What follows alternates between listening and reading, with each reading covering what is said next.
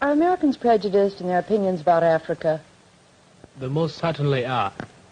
How could they be objective about African Negroes while they are prejudiced against American Negroes? I disagree with you completely.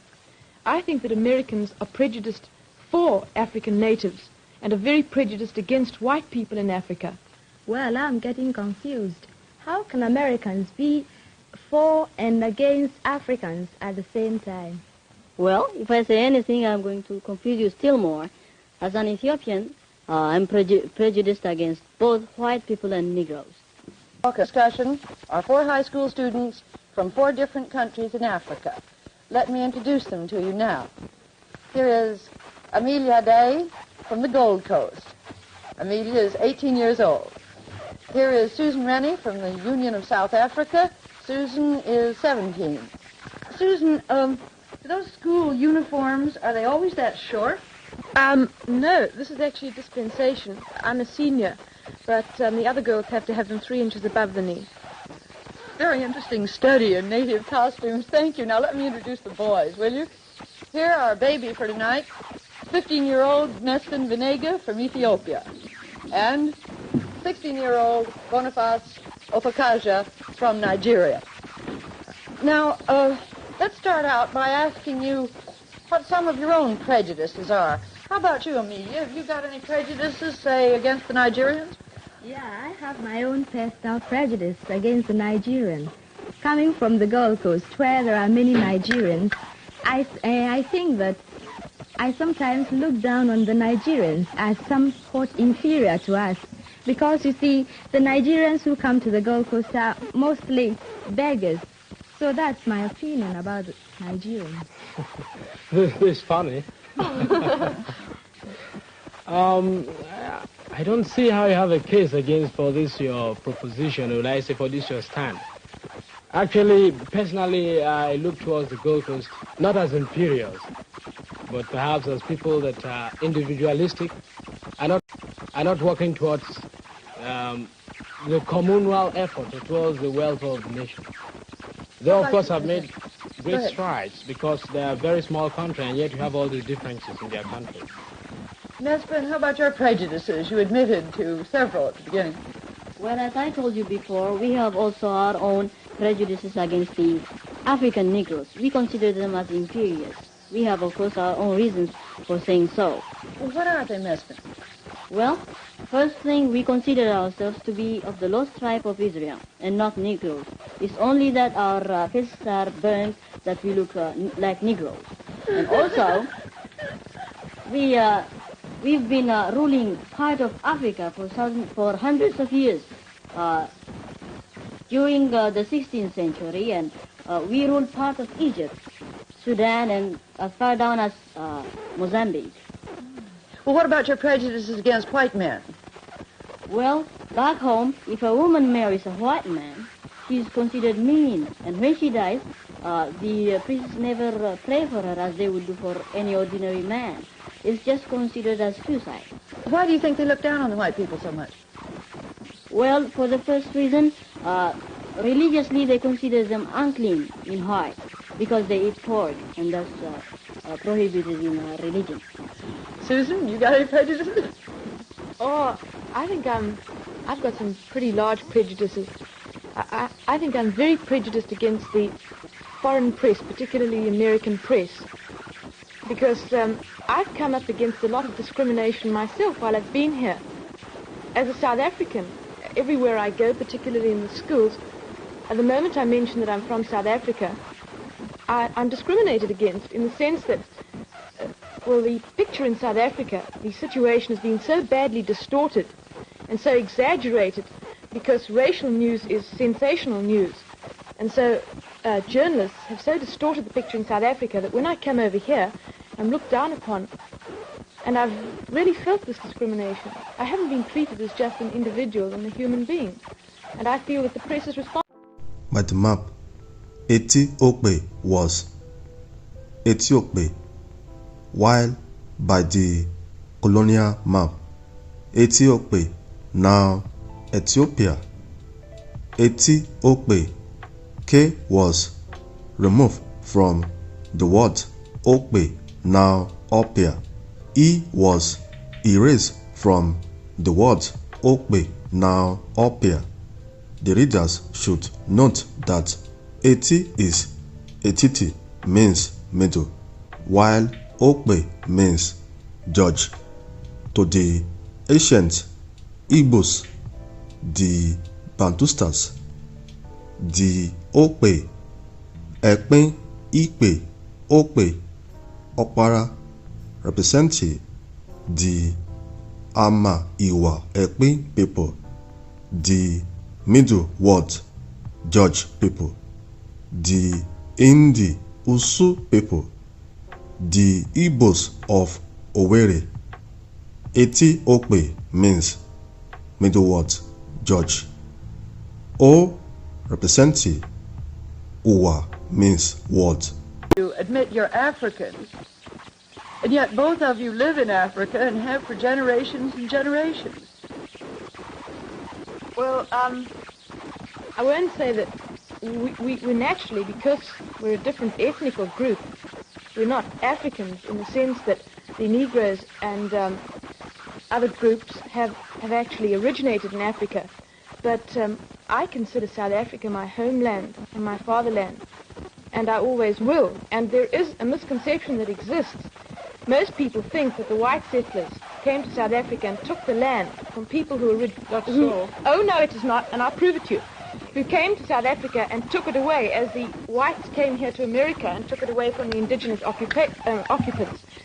In 1652, when the first white settlers arrived at the Cape, the Bantu, as they are now known, the Negroes in South Africa, were still coming down from equatorial Africa, migrating. And it's a fact that they had not yet entered what is now known as South Africa, the borders of South Africa. The only indigenous occupants in Africa, South Africa at that time, were the Bushmen, and they were exterminated by the Bantu coming down. Excuse me, Susan, on that point, I think you've read your history upside down. How come? Yes, you see, the exact thing that happened was that these Dutch men, I think they were Dutch men, they haven't got a place in their homeland. Oh, not no, a means of living. I can just prove... Let me finish. All right, and Susan, then I can prove you how wrong your historical facts are. Oh, no, you know, your history is South African history. Mine is a bipartisan history.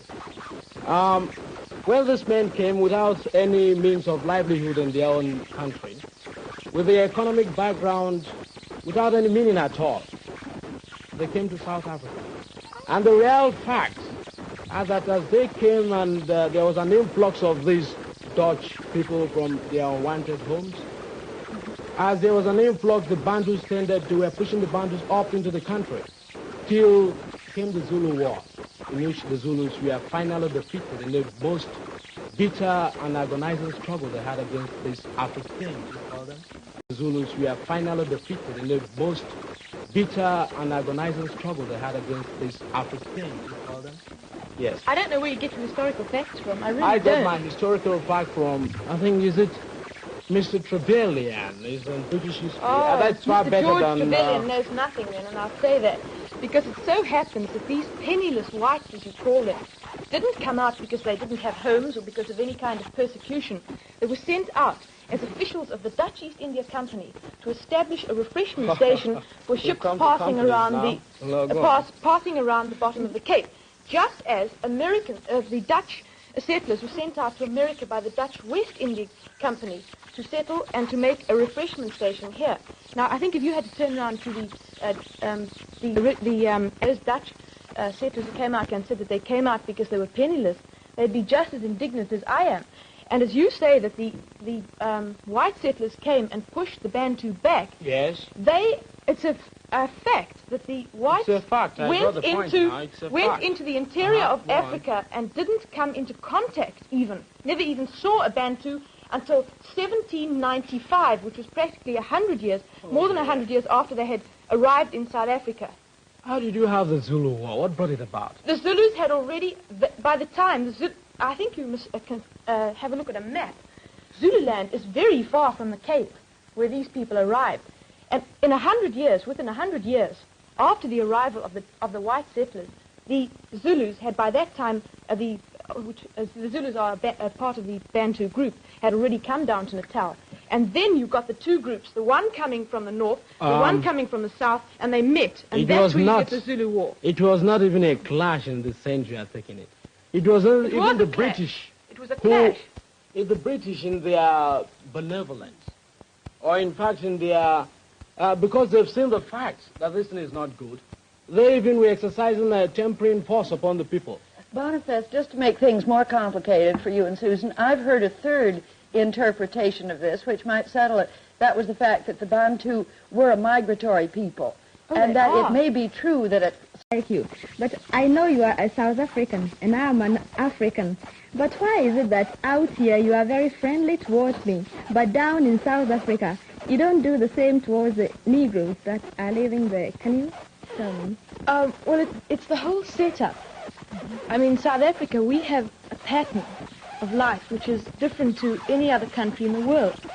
Because you have the white populations, and which came to the country in 1652, and they are much more highly developed, coming from Europe with European backgrounds and traditions, and they have developed the country and have developed a highly civilized community, whereas the Negro, the Bantu as we call them in Africa, in South Africa, is primitive, on a very primitive level. And the barrier in South Africa isn't so much color as civilization and economically. Excuse me, on that point, we get into a very, very tense ground recently. You talked about this question of it not being a racial struggle, but a struggle of civilization.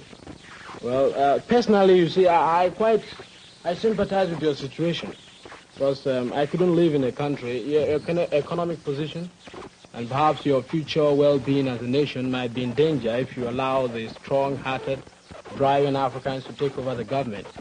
That is, of course, what will happen if they're given the vote. Nonetheless, let us come now to that basic issue of racial segregation. I hear this honorable gentleman is from Ethiopia. I think it's high time Ethiopians come to the side where exactly they are. I usually wonder, are you Negroes? You are not Negroes. You say you are not Negroes. Are you white? You're not white. What are you? Well, I told you the answer. We're not Negroes. We are one of the lost tribes of Israel. It's just because our faces are burned that we look like Negroes. I've got the point. You are lost. I think that makes a conclusive answer. I'm wondering if Susan and Meskin have something very much in common.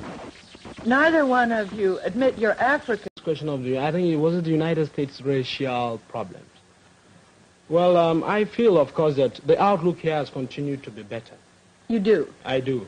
But on the other hand, this racial segregation, which of course I do, and I'll always make that point clear, is an outcrop of insecurity in economic conditions, and also somehow low-pointed opinions and all that sort of thing. Provides other people with that same pretext by which they could criticize the United States. Asians and Africans can't understand why a country devoted to the greatest ideals of freedom and democratic government should expect to discriminate among their citizens. We didn't get to ask Sue whether in South Africa her newspapers play up racial news in America, too. Oh, yes, they played up a great deal. Well, naturally, we get all these stories about the riots at Clinton, Tennessee, and how they had to escort these people to school and bring out the National Guard and so on and so forth. Mrs. Waller, if I may interpret, yes. I think there are more riots in the Johannesburg area, in the Negro area, than there are in Tennessee. Am I right, Susan? Oh, well, there are a couple of... riots, yes. No, I wouldn't say riots. And wait a minute, in the Johannesburg area, you have only one telephone to the whole Negro population. Oh, rubbish. Yes. Where do you get your facts from? Facts from books written on countable times on South Africa. Well, that's absolutely ridiculous. That is absolutely ridiculous. Absolutely true. I'll get this for you afterwards. There are not, I can All right, let me finish you. my question. Let me finish my statement, please. No wonder people prejudice with so much ignorance. One telephone in the whole Johannesburg district. Why? They don't want the That's not Africans true. to have a means of communication by which they could rebel against the people. I'm speaking from facts. John Gunter wrote that. That's absolutely ridiculous. And Ridiculous. I think if you try and... Oh, you didn't say it was wrong. It is ridiculous, It's but not wrong. It's wrong. That's It is wrong. Ridiculous, but not That wrong. is no fact. Barnabas, you should have got your facts from one-sided... It's not one-sided, Mesfin. It's not it should one-sided. be, because you know. what you've got is almost all what you've got All right. is Look, against each I other. can give you facts. John Gunter wrote that. That's absolutely ridiculous. And Ridiculous. I think if you try and... Oh, you didn't say it was wrong. It is ridiculous, It's but not wrong. It's wrong. That's It is wrong. Ridiculous, but not That wrong. is no fact. Barnabas, you should have got your facts from one-sided... It's not one-sided, Mesfin. It's it not should one-sided. be, because you know. what you've got is almost all what you've got All right. is Look, against each other. I can give you 4 concurrent. John Gunter wrote that. An African newspaper in Nigeria wrote that. A British paper wrote that. A Lebanese paper wrote that. Are all the world prejudiced against Well, you South can't Africa? so much criticize the country without actually going there and seeing what is happening, you see. I don't need to go there. I told you I wouldn't You pay a penny should. to go there. How Because can I go we there? have come to America and we are looking what they are doing in America. We might have got false ideas of America. In America, I would the appreciate outlook it has if you- continued to be better. In South Africa, the outlook has continued to be worse. As a matter of fact, And that with you on exactly, that. I Ms. disagree with Mesfin. you. As a matter No, of that fact, we are exactly. progressing. Wait a minute, Susan. That exactly, Mesfin, is what, Susan, I think you better take care about this. When these Africans come to learn that they are really being discriminated, they are learning now. And when they rise, you know what has been imposed upon the people by law? Or what has been suppressed when you get the people really suppressed? When they rise, they shall throw away that same government. And you are... Well, look, instead you've of- had your speak. I'm going to have mine now. It so happens that this apartheid, which you most probably have misinterpreted already... No, you misinterpreted Just a it minute, yourself. let me speak. Not Is me. working towards a solution in South Africa, and it so happens that there will be no riots, nothing like that. This apartheid policy, which I will afterwards speak to you about, seeing I think there's only very little time, is working towards getting self-realization and self-rights for the black people within their own areas. And I think if you make a careful study of apartheid, you will see, and already they've started legislating in South Africa and spending vast sums of money. Within the next 20 years, we're going to have a solution to our problems. I've spent 15 years learning it, and every day I become more prejudiced against South Africa. I don't need to spend a day more. But And I think for you're getting your instance, facts please, from the wrong source. not That's all from I the can wrong say. source, please. You're getting your facts from the government laid out principles and practices. Well, by which I that live there. situation will I be live there. I ought discriminated. to know.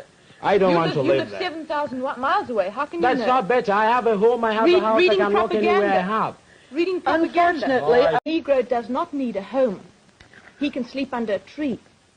Well, not only is this absolutely fictitious, but he forgot to mention the fact that brick and concrete trees, known to most people as houses, are costing thousands, millions of dollars of the white taxpayers' money annually.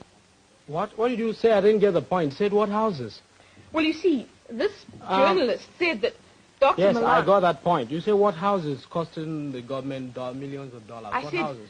concrete and brick and cement houses for the Bantu peoples. But these are the Bantus that are working for you in the factories. How did you get the money? They got the money, they mined the gold, got the gold, and you sold the gold outside. You got the money and you say the money is yours. Of course You it can't is. do that's a contradiction, Look, please. we came along. We bought the machinery. We developed the mines. From where did you get the machinery from the mines in Johannesburg? Do you own the No, mines? we got Who our worked the machinery. mines? We got our machinery from Great Britain. Who From worked- the money that was what was got with the diamonds and How the did you get diamonds the diamonds were out of the alluvial. ground? No native labor there. How did you Boniface. get the diamonds out of the ground? They I want weren't that. dug out of the ground. They were alluvial diamonds. No native labor there, my boy. What do the natives do? You know what, Suzanne, at one point you must get right down to the crux of the matter, is that in this country, the Africans are really the backbone of your economy. I And want it to is point one of out that the fact. cases where you get this question of man's inhumanity to man. And every day you come here to complain about misrepresentation in the American press. In the actual matter of fact, the American press is giving a fairly good view of the whole situation been because to they have South a color Africa? problem themselves. Have you been to South Africa? my I boy? wouldn't even pay a penny to go there. Well, then, That's how for can sure. you talk? How can you talk? Because I have the facts. People come in there, get every people no means of living. How can I go there? I want a house, I want a home, I want position in society. Well, look, they're getting it. They're getting let's exactly what they want.